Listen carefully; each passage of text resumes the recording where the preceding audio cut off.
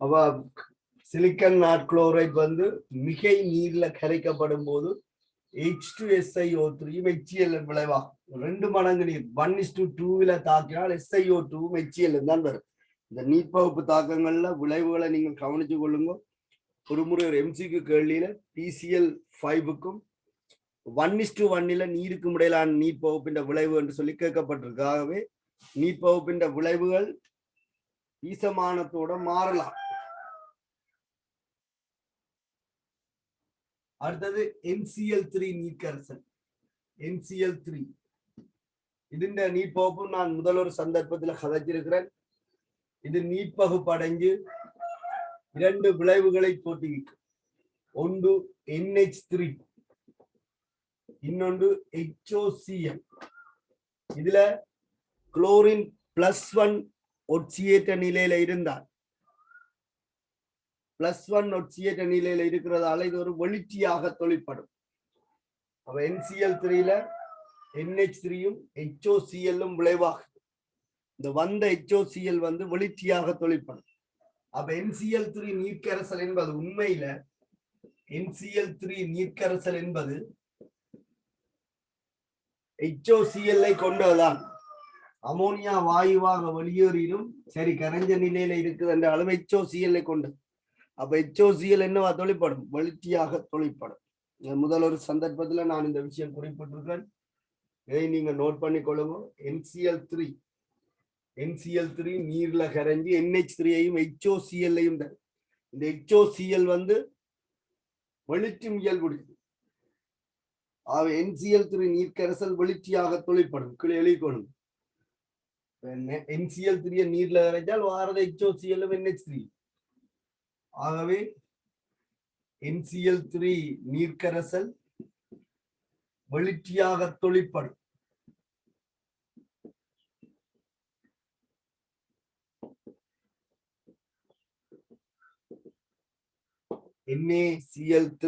NCl3 நீர்க்கரசல் வெளிச்சியாக தொழிற்படும்.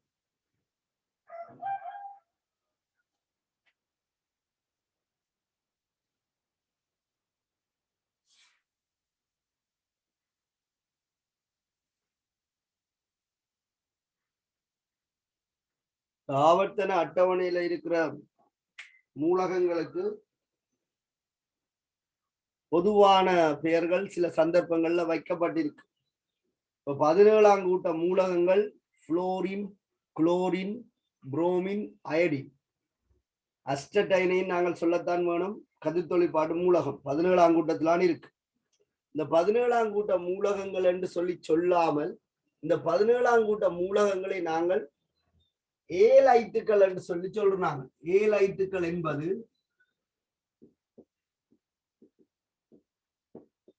17ஆம் கூட்ட மூலகங்களுக்கான ஒரு பொது பெயர் ஏலைட். அப்ப ஏலைட்டுகளின் மீட்பகு பண்ணீங்க நான் தலையங்கம் போட்டது.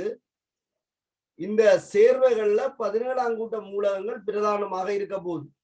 பாருங்க, SiCl4, அதே போல NCl3, இந்த மாதிரி தான் நான் கதைக்கிறேன். இதே மாதிரி SiBr4 இருக்கலாம், இப்படி F4 இருக்கலாம், I4 இருக்கலாம். அப்ப 17ஆம் கூட்ட மூலகத்துல தனித்தனிய ஒவ்வொருத்தருக்கும் என்று போடாமல், உதாரணத்து குளோரைட் நீட்பகுப்பு போடாமல்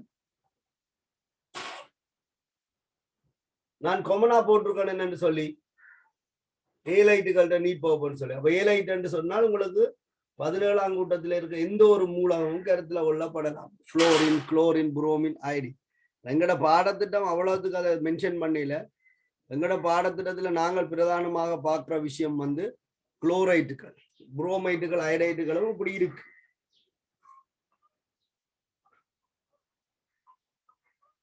ஏலைட் என்பது 17ஆம் கூட்ட மூலகங்களை குறிப்பிடும். இதுல சேர்வையில வந்து 17ஆம் கூட்ட மூலகங்கள் தான் இருக்கும். அவற்றின் நீட்பகுப்பை பற்றி தான் நாங்கள் இப்ப கதைக்கிறோம். NCl3 நீர்க்கரசல் வந்து வெளிச்சியாக தொழிற்படும்.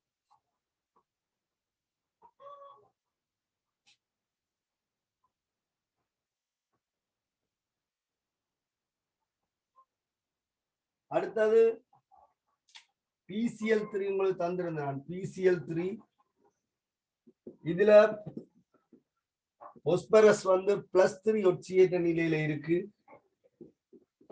H3PO3 ஆகவும் HCl ஆகவும் நீர் பகுப்படை. 3 நீர் H3PO4 3 HCl வரை.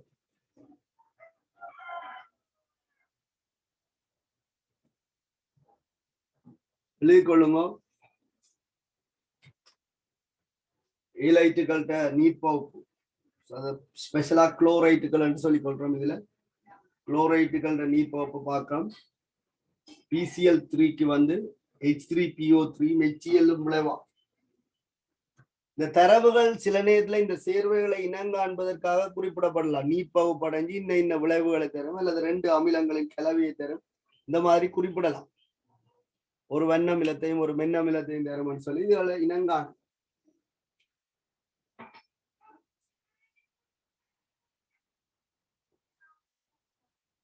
அடுத்தது பாஸ்பரஸுக்கு இன்னொரு குளோரைடு இருக்குது, PCl5. பாஸ்பரஸ் தோற்றுவிக்கிற குளோரைடுல இன்னொன்று இருக்கு, PCl5. இந்த PCl5க்கு நீர்ப்பகுப்பின் போது PCl5க்கும் நீருக்கும் இடையிலான பீசமானம் 1:1 ஆக இருந்தால் உங்களுக்கு விளைவு POCl3யும் HCl-மாக இருக்கும். POCl3யும் HCl-மாக இருக்கும். அதே நேரத்துல இந்த PCl5க்கும் H2O-க்குமான பீசமானம் மிகையாக இருந்தால், அதாவது 3 மடங்கு இருந்தால், இங்க H3PO4 இதுல +5 ஒட்சியேட் இல்ல, H3PO4 HCl-ம் விளைவாகும்.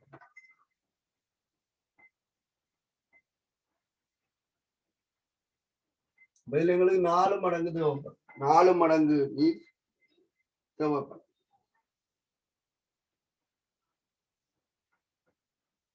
4 மடங்கு நீர் மிகையாக இருந்தால், நீர் மிகையாக இருந்தால் H3PO4ம் HCl-ம் வரும். இதுல உங்களுக்கு 5 HCl வரும். இது ஒரு முறை பாஸ் பேப்பர்ல கேட்டிருந்தவங்க. PCl5 வந்து நீரோட 1:1 தாக்கத்துக்கு உட்பட்டால் என்னென்ன விளைவு கிடைக்கும்னு சொல்லி கேட்டிருக்கு. அப்ப பாருங்க, 1:1 ஆகினா H3PO4 என்று எழுதலாது, POCl3 என்று தான் எழுதலாம். 2 தாக்கத்தையும் கவனமாக வச்சுக்கணும். இந்த வீதமானம் மாறக்குள்ள விளைவு வந்து மாறும்.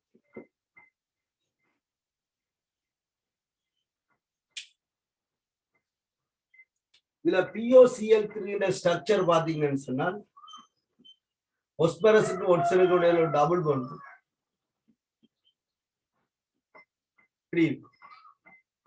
POCl3. மேலதிகமாக நீரை சேர்க்கும் போது இதுகளுக்கு இடையிலான பிணைப்புகள் உடைக்கப்பட்டு இதுல ஒரு OH, இதுல ஒரு OH, இதுல ஒரு OH பிரதியிடப்படும். அதனால H3PO4 வரும்.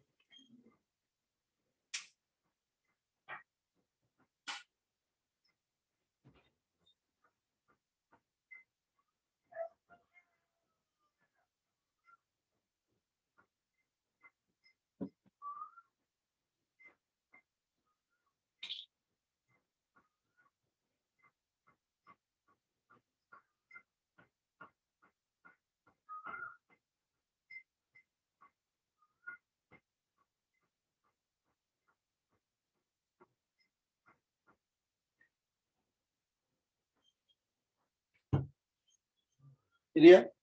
இந்த நீர்ப்பகுப்புகளை அழிச்சுக்கொள்றேன். தாக்கங்களை பீசமான ரீதியில சமப்படுத்த தெரிஞ்சிருக்க வேண்டும். ஏற்கனவே இந்த நீர்ப்பகுப்புகள் எல்லாம் நீங்கள் படிச்சதுதான். ஆவர்த்தன இயல்புகள்ல நான் இந்த நீர்ப்பகுப்புகள் தந்திருக்கிறேன்.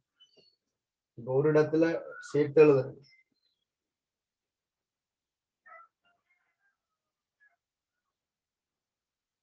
இப்ப எங்களுக்கு முக்கியமா இன்னும் ஒரு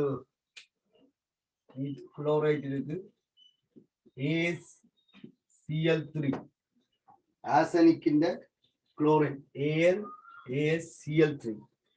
இதுவும் வந்து என்ன செய்யும்னு சொன்னால் நீர்ப்பகுப்பு அழியக்கூடியது.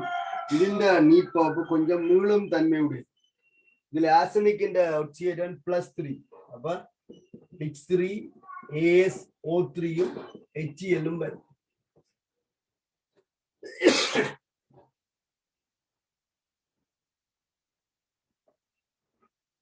H3 AsO3 யும் 3 HCl ம் வரும் இது வந்து மீளும் தன்மையுடையது என்பதால நாங்கள் இப்படி இரட்டை அம்புக்குறி போட்டுக்கொள்வோம்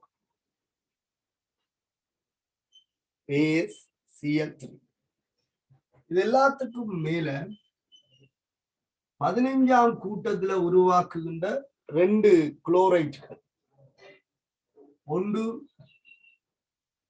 SbCl3 ஆன்டிமணி குளோரைடு இது வந்து திண்மமாக இருக்கும்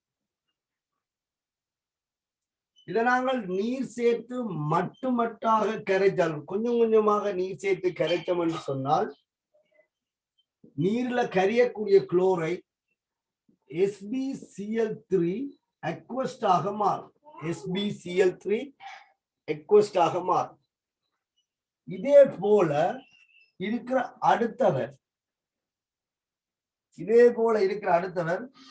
பிஸ்மத் குளோரைட் BiCl3 இவருக்கும் நீர் சேர்த்து மட்டுமட்டாக கரைக்கும் போது கொஞ்சம் கொஞ்சமாக நீர் சேர்த்து கரைக்கும் போது BiCl3 அக்வஸ்ட் கிடைக்கும்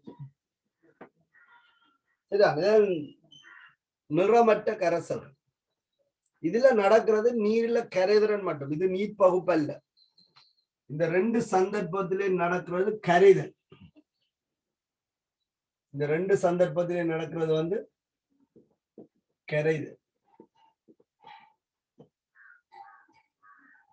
சரி SbCl3 திண்மமும் BiCl3 திண்மமும் அவற்றின் நீர்க்கரைசல் ஆக்கப்படுது கரைதல்லாம் இதுல நடக்கும் நீர்க்கரைசலாக்கம் இப்படி கரைந்து புறப்பட்ட நீர்க்கரைசலுக்கு இவ்வாறு கரைஞ்சு புறப்பட்ட நீர்க்கரைசலுக்கு காணொலி SbCl3 நீர்க்கரைசலுக்கு மேலும் நீர் சேர்த்து தாக்கத்தை ஞாபகம் மேலும் நீர் சேர்த்து ஐதாக்கும் போது இனித்தான் நீர்ப்பகுப்பு நடக்கும் SbCl3 நீர்க்கரைசல் மேலும் நீர் சேர்க்கப்படும் போது இது SbOCl ஆகவும் ஆன்டிமணி ஆக்சிகுளோரைட் ஆகவும் HCl ஆகவும் நீர்ப்பகுப்படையும் ஆன்டிமணி ஆக்சிகுளோரைட் ஆகவும் HCl ஆகவும் நீர்ப்பகுப்படையும் இதுல இந்த SbOCl வந்து நீரில கரையாத வெள்ளை நிற வீழ்வடிவு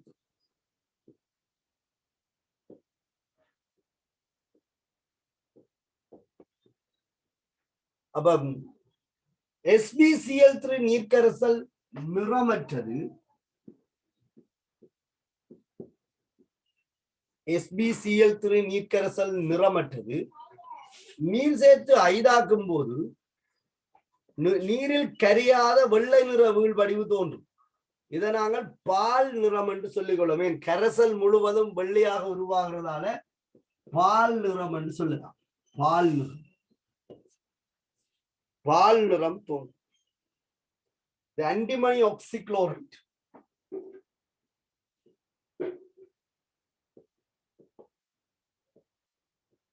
ஆன்டிமணி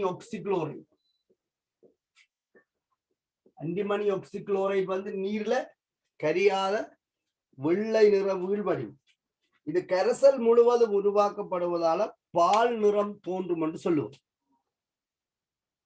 இங்கதான் நீர்ப்பகுப்பு நடக்குது SbCl3 நீர்க்கரைசலுக்கு H2O சேர்க்கும் போது பால் நிறம் தோன்றும் இது ஒரு சமநிலை தாக்கம் என்று நாங்கள் ரசாயன சமநிலை என்ற ஒரு பாடத்துல படிக்கலாம் இது திருப்பி மீளக்கூடியதுக்கு அமிலம் சேர்த்தோம்னு சொன்னால் இது கரைஞ்சு திருப்பி என்ன செய்யும் SbCl3 வரும் சரி அப்ப இந்த தாக்கத்தை ஒரு எழுதி கொள்ளுங்க இதே ஒத்த ஒரு தாக்கத்தை தான் BiCl3 கொடுக்கும் இங்க ஆன்டிமனி ஆக்சிக்ளோரைட் வந்த மாதிரி இங்க பிஸ்மத் ஆக்சிக்ளோரைட்.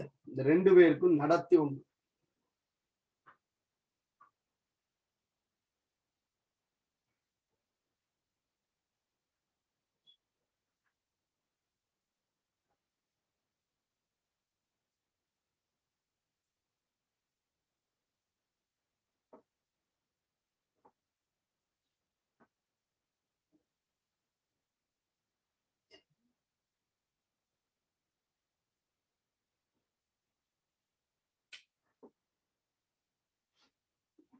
இதுல இது என்ன மாதிரி நீர்ப்பவு படையுமோ அதே போலதான் பிஸ்மத் குளோரைட்டும் நீர்ப்பவு படையும். BiCl3க்கு நீர் சேர்க்கும் போது இங்க SbOCl வந்த மாதிரி இங்க BiOCl வரும். இது வெள்ளை நிற வீழ்வடிவு.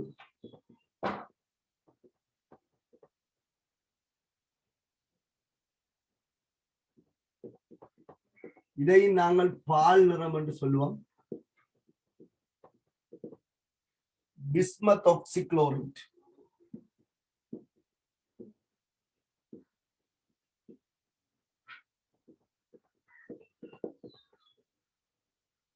இங்க 2 HCl.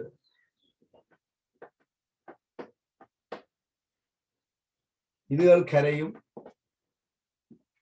இது வந்து கரையாது, solid bismuth oxychloride.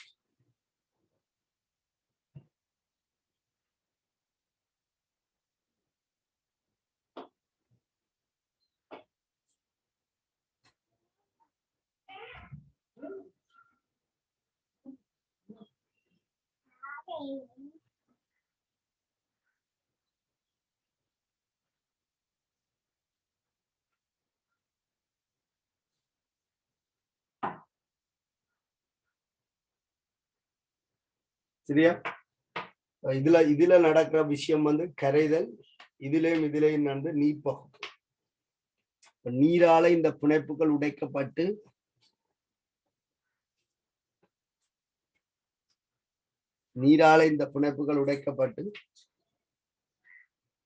நீர் வந்து சேருது. BiCl3 வந்து BiOCl வருது. பிஸ்மத் குளோரைட் பிஸ்மத் ஆக்சிக்ளோரைட்டா மாறும்.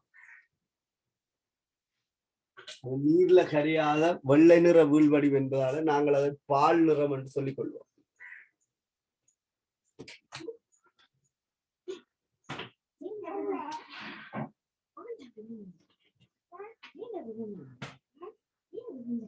சரி,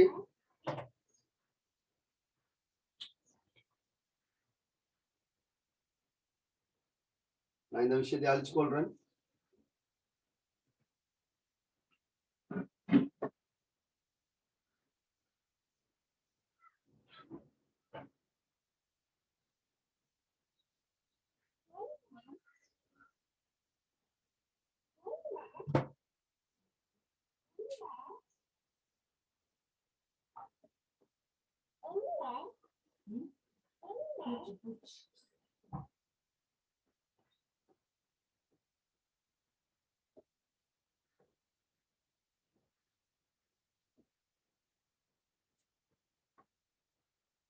நீங்கள் அடுத்த வகுப்பு கிடையில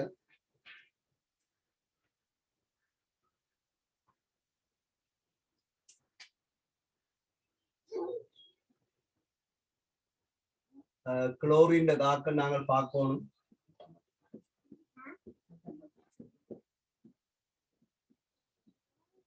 குளோரின் தாக்கங்கள் நீங்கள் ஒரு தேடி பாருங்க. ஒன்று செப்புக்கும் குளோரினுக்குமான தாக்கம், அடுத்தது இரும்புக்கும் குளோரினுக்குமான தாக்கம், அமோனியாவுக்கும் குளோரினுக்குமான தாக்கம். ஏற்கனவே நாங்கள் நீரோட பார்த்திருக்கோம். Cl2 தாக்கங்கள்ல நீரோட தாக்கம் பார்த்திருக்கோம். அதே போல கார ஊடகத்துல தாக்கம். இந்த தாக்கங்கள் எல்லாம் சிலதை நாங்கள் ஏற்கனவே பார்த்த தாக்கங்கள்லாம் குளோரின் தாக்கங்கள் என்று சொல்லி இருக்கு எங்களுக்கு.